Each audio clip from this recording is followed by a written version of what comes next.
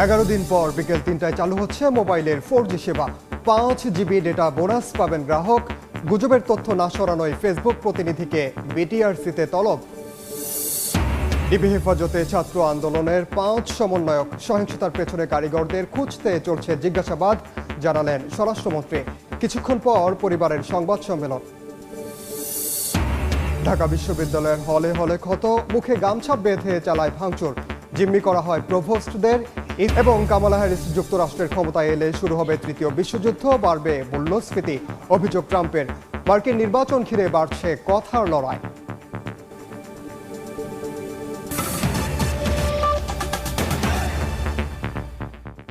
সংবাদের সঙ্গে আছি আমি ওমর ইনান। 11 দিন বন্ধ থাকার পর আজ বিকেল 3টা থেকে চালু হচ্ছে মোবাইলের 4G সেবা। সকালে বিটিআরসি ভবনে মোবাইল অপারেটরদের সঙ্গে বৈঠক শেষে 4G নেটওয়ার্ক পুনরায় চালুর ঘোষণা দেন ডাক, টেলিযোগাযোগ ও তথ্য প্রযুক্তি প্রতিমন্ত্রী জুনায়েদ আহমেদ পলক। এ সময় মেয়াদ শেষ হওয়া অব্যবহৃত 5 GB ডেটা 3 দিন মেয়াদে বোনাস হিসেবে গ্রাহকরা ব্যবহারের সুযোগ পাবেন বলেও জানান তিনি। প্রতিমন্ত্রী বলেন, কোটা বিরোধী আন্দোলন নিয়ে ফেসবুক, টিকটক সহ সামাজিক মাধ্যমে গুজব, অপপ্রচার ছড়িয়ে দেয়া বন্ধে সংশ্লিষ্ট প্রতিষ্ঠানগুলোকে পদক্ষেপ নিতে বলেছিল সরকার। এরপরও ব্যবস্থা না নেয়ায় 31 জুলাই সামাজিক যোগাযোগ মাধ্যম প্রতিনিধিদের তলব করা হয়েছে। সে পর্যন্ত ফেসবুক বন্ধ থাকবে বলেও জানান পলক। আশা করছি আমরা যে আজকে বিকাল 3টা থেকে আমরা পুনরায় মোবাইল 4G নেটওয়ার্ক আমরা পুনঃসংযোগ পুনঃস্থাপন করতে পারবো। এর সাথে সাথে যারা মোবাইলের গ্রাহক, যারা ইন্টারনেটের যে প্যাকেজগুলো ছিল, ডেটাগুলো ছিল, প্রত্যেক গ্রাহক 3 দিনের জন্য 5 GB বোনাস তারা ডেটা পাবেন। ফেসবুক, ইউটিউব এবং টিকটককে এবং সোশ্যাল মিডিয়া যারা পপুলার প্ল্যাটফর্ম আছে তাদেরকে আমরা একটা চিঠি দিয়েছি। 31 জুলাই আমরা এই সোশ্যাল মিডিয়া প্ল্যাটফর্মগুলোকে ঢাকায় এসে বিটিআরসিতে তাদেরকে লিখিত এবং মৌখিকভাবে জবাব এবং ব্যাখ্যা দেওয়ার জন্য আমরা অনুরোধ করেছি। আলোচনা, ব্যাখ্যা, বিশ্লেষণ করে তারপরে আমরা সিদ্ধান্তটা গ্রহণ করতে চাই। ডিবি হেফাজতে থাকা বৈষম্য বিরোধী ছাত্র আন্দোলনের 5 সমন্বয়ককে জিজ্ঞাসাবাদে অপরাধের প্রমাণ পাওয়া গেলে আইনি ব্যবস্থা নেওয়া হবে। গতরাতে এমনটাই জানিয়েছেন স্বরাষ্ট্রমন্ত্রী আসাদুজ্জামান খান কামাল। এদিকে কিছুক্ষণ পর মিন্টু রোডে ডিবি কার্যালয়ে 5 সমন্বয়কের পরিবারের সদস্যরা সংবাদ সম্মেলন করবেন। বৈষম্য বিরোধী ছাত্র আন্দোলনের যে 5 সমন্বয়ক, সেই 5 সমন্বয়ক এখন ডিবি কার্যালয়ে গোয়েন্দা পুলিশ, সেই গোয়েন্দা পুলিশের হেফাজতে রয়েছেন, ডিবি কার্যালয়ে রয়েছেন।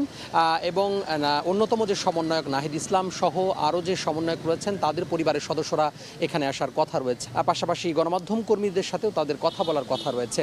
এর আগে আমরা দেখেছি যে গত শুক্রবার রাজধানী গণস্বাস্থ্য হাসপাতাল কেন্দ্র থেকে 3 যে সমন্বয়ক নাহিদ ইসলাম, আসিফ মাহমুদ এবং আবু বকর মজুমদার, এই 3 জনকে গোয়েন্দা পুলিশ নিয়ে আসা হয় এবং তখন গোয়েন্দা পুলিশের পক্ষ থেকে বলা হয়েছিল যে তারা যে জীবনের শঙ্কা করেছেন, বিশেষ করে চলমান ঘটনাবলীর পরে তারা যে নিজেদের শঙ্কার কথা জানিয়েছে বিভিন্ন সময়ে, এবং পরিবারের নিরাপত্তার কথা ভেবেই তাদেরকে ডিবি হেফাজতে নেওয়া হয়েছে। গতকাল শনিবার সন্ধ্যার পরে আরও যে দুই সমন্বয়ক রয়েছেন, সার্জিস আলম এবং হাসনাত আবদুল্লাহ, এই 2 জনকেও ডিবি কার্যালয়ে নিয়ে আসা হয়েছে। যে চলমান যে ঘটনাবলী রয়েছে সেই ঘটনাগুলোর তথ্য জানতে তাদেরকে ডিবি হেফাজতে নেওয়া হয়েছে। গত রাতে স্বরাষ্ট্রমন্ত্রী আসাদুজ্জামান খান কামাল তিনি বলেছেন যে এই যে 5 সমন্বয়ক এখন ডিবি কার্যালয়ে রয়েছে এবং তাদেরকে নিয়ে আসা হয়েছে জিজ্ঞাসাবাদের জন্য, এবং সাম্প্রতিক যে সময়ে যে বিভিন্ন ধরনের নাশকতা হয়েছে, সাম্প্রতিক সময়ের বিভিন্ন ধরনের যে আন্দোলন হয়েছে, সরকারি বেসরকারি বিভিন্ন স্থাপনা পুড়িয়ে দেওয়া হয়েছে এবং যে তাণ্ডবলীলা চালানো হয়েছে, সেই নাশকতা আসলে কিভাবে হলো, কেন হলো এবং তাদের কোনো সংশ্লিষ্টতা রয়েছে কিনা সেই বিষয়ে জানার জন্য আসলে নিয়ে আসা হয়েছে। পাশাপাশি যদি কোনো সংশ্লিষ্টতা থেকে থাকে তাহলে তাদের বিরুদ্ধে আইনানুগ ব্যবস্থা নেওয়ার কথাও জানিয়েছেন স্বরাষ্ট্রমন্ত্রী আসাদুজ্জামান খান কামাল। তো আর কিছুক্ষণ পরে নাহিদ ইসলাম সহ অন্যান্য যে সমন্বয়ক রয়েছেন তাদের পরিবারের সদস্যরা এখানে আসবেন এবং তারা গোয়েন্দা পুলিশ যারা রয়েছেন, কর্মকর্তা রয়েছেন, তাদের সাথে কথা বলবেন। পাশাপাশি গণমাধ্যম কর্মীদের সাথে তাদের যে প্রতিক্রিয়া, সেই প্রতিক্রিয়া ব্যক্ত করবেন। তো রাজধানীর মিন্টো রোডের গোয়েন্দা কার্যালয় থেকে এই ছিল আমার হাতে সবশেষ। তোহা খান তামিম, সময় সংবাদ, ঢাকা। সময় সংবাদে আরও থাকছে। প্যারিস অলিম্পিকে কিছুক্ষণ পর শুটিং ইভেন্ট বাংলাদেশের। লম্বা সময় ধরে প্রস্তুতি নেওয়ায় রবিউলকে নিয়ে স্বপ্ন দেখছে ফেডারেশন।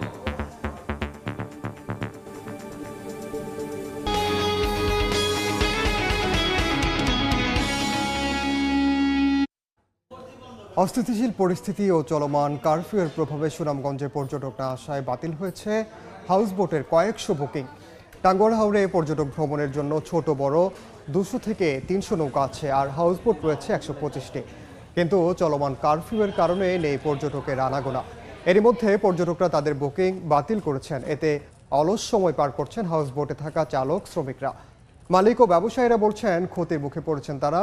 শুধু পর্যটন খাতেই প্রায় 50 কোটি টাকার ক্ষতি হয়েছে দাবি চেম্বার অফ কমার্সের। সংবাদ দেশের বাইরের খবর। কামালা হ্যারিস ক্ষমতায় আসলে শুরু হবে তৃতীয় বিশ্বযুদ্ধ। বাড়বে মুদ্রাস্ফীতি, জ্বালানি ও গ্যাসের দাম। স্থানীয় সময় শনিবার যুক্তরাষ্ট্রের মিনেসোটা অঙ্গরাজ্যের নির্বাচনী প্রচারণায় অংশ নিয়ে এমন অভিযোগ করেন রিপাবলিকান প্রেসিডেন্ট প্রার্থী ডোনাল্ড ট্রাম্প। এ সময় বর্তমান প্রেসিডেন্ট জো বাইডেন এবং ভাইস প্রেসিডেন্ট কামালা হ্যারিসের কঠোর সমালোচনা করেন তিনি। ট্রাম্প বলেন, বাইডেনের চেয়েও বেশি খারাপ কামালা, ভাইস প্রেসিডেন্ট হিসেবেও ব্যর্থ তিনি। এ সময় বাইডেনের ভারসাম্যহীন কথাবার্তার সমালোচনা করে ট্রাম্পের দাবি, তিনি ক্ষমতায় না আসলে শেষ হয়ে যাবে যুক্তরাষ্ট্র, খর্ব হবে নাগরিকদের গণতান্ত্রিক অধিকার। এদিকে আসন্ন প্রেসিডেন্ট নির্বাচনের পদপ্রার্থী হিসেবে নিজের মনোনয়নপত্র জমা দিয়েছেন ডেমোক্রেট নেতা কামালা হ্যারিস। সম্প্রতি এক জরিপে দেখা গেছে ট্রাম্পকে পেছনে ফেলে দিয়েছেন কামালা। রিপাবলিকান প্রার্থীর 42% ভোটের বিপরীতে বর্তমান ভাইস প্রেসিডেন্টকে সমর্থন জানিয়েছেন 44% মার্কিন। আর্চারির পর শুটিং দিয়ে প্যারিস অলিম্পিকে কিছুক্ষণ পর নিজেদের দ্বিতীয় মিশনে নামবে বাংলাদেশ। লম্বা সময় ধরে প্রস্তুতি নেয় রবিউলকে নিয়ে স্বপ্ন দেখছে ফেডারেশন। মনোসংযোগ ধরে রাখতে পারলে তার পক্ষে মেডেল ফাইটে যাওয়া সম্ভব বলে মনে করছেন কর্মকর্তারা। প্যারিস থেকে আরও জানাচ্ছেন SM ইকবাল। আর্চারির পর শুটিং দিয়ে শুরু হচ্ছে বাংলাদেশের আজ অলিম্পিক মিশন। রবিউল ইসলাম বেশ লম্বা সময় ধরে প্রস্তুতি নিয়েছেন। প্যারিসে আসার পরেও তার প্রস্তুতিটা হয়েছে যথাসাধ্য। তবে পার্টিকুলার ডেটে তিনি যদি তার মনোযোগ ধরে রাখতে পারেন তাহলে ভালো কিছুরই প্রত্যাশা করছে শুটিং ফেডারেশন। আমরা আশা করছি যাতে ও ফাইনাল খেলে। ওর এখানে প্রস্তুতি ভালোই হয়েছে।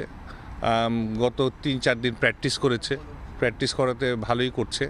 এখন দেখা যাক, আজকে তো ওদের খেলা, আজকে যদি ওর ম্যাচ টেম্পারমেন্ট ঠিক থাকে তাহলে ভালো করবে। কিছুক্ষণ পরেই শুরু হচ্ছে কোয়ালিফিকেশন রাউন্ড এবং সেটা উতরে গেলে মেডেল ফাইটে যেতে পারবেন। সেই ক্ষেত্রে কোয়ালিফিকেশন রাউন্ড উতরে মেডেল ফাইটে যেতে রবিউলকে মিনিমাম 630 এভারেজ স্কোর করতে হবে। আমরা যদি রবিউলের এভারেজ স্কোরের দিকে দেখি 630-এর কাছাকাছি কিন্তু তিনি থেকে থাকেন। প্যারিস অলিম্পিকে তিনি যদি সেটা করতে পারেন তাহলে প্রত্যাশা রাখাই যায় হয়তোবা রবিউল মেডেল ফাইটে যেতে পারবেন। আর্চারি এবং শুটিং এই দুটি ইভেন্টের উপর ভরসা করেই প্যারিস অলিম্পিকে এসেছিল বাংলাদেশ। আর্চারিটা হয়েছে মোটামুটি, আজ শুরু হচ্ছে শুটিং। রবিউল যদি নিজের মনোসংযোগ ধরে রাখতে পারেন তাহলে একটা প্রত্যাশা রাখাই যেতে পারে যে একটা নতুন কিছু ঘটতে যাচ্ছে দেশের ক্রীড়াঙ্গনে। প্যারিস থেকে SM ইকবাল, সময় সংবাদ। এ পর্যায়ে শীর্ষ সংবাদগুলো জানিয়ে দিচ্ছি আরেকবার। 11 দিন পর বিকেল 3টায় চালু হচ্ছে মোবাইলের 4G সেবা। 5 GB ডেটা বোনাস পাবেন গ্রাহক। গুজবের তথ্য না সরানোয় ফেসবুক প্রতিনিধিকে বিটিআরসিতে তলব। ডিবি হেফাজতে ছাত্র আন্দোলনের 5 সমন্বয়ক। সহিংসতার পেছনের কারিগরদের খুঁজতে চলছে জিজ্ঞাসাবাদ, জানালেন স্বরাষ্ট্রমন্ত্রী। কিছুক্ষণ পর পরিবারের সংবাদ সম্মেলন। এবং ঢাকা বিশ্ববিদ্যালয়ের হলে হলে ক্ষত, মুখে গামছা বেঁধে চালায় ভাঙচুর, জিম্মি করা হয় প্রভোস্টদের। এই ছিল সময় সংবাদ। এরপর খেলার সময়ের সঙ্গে থাকবেন সহকর্মী সাজিদ মোস্তাহিদ। ধন্যবাদ ইনান। খেলার সময় নিয়ে ফিরছি কিছুক্ষণ পর, সঙ্গেই থাকুন সময়।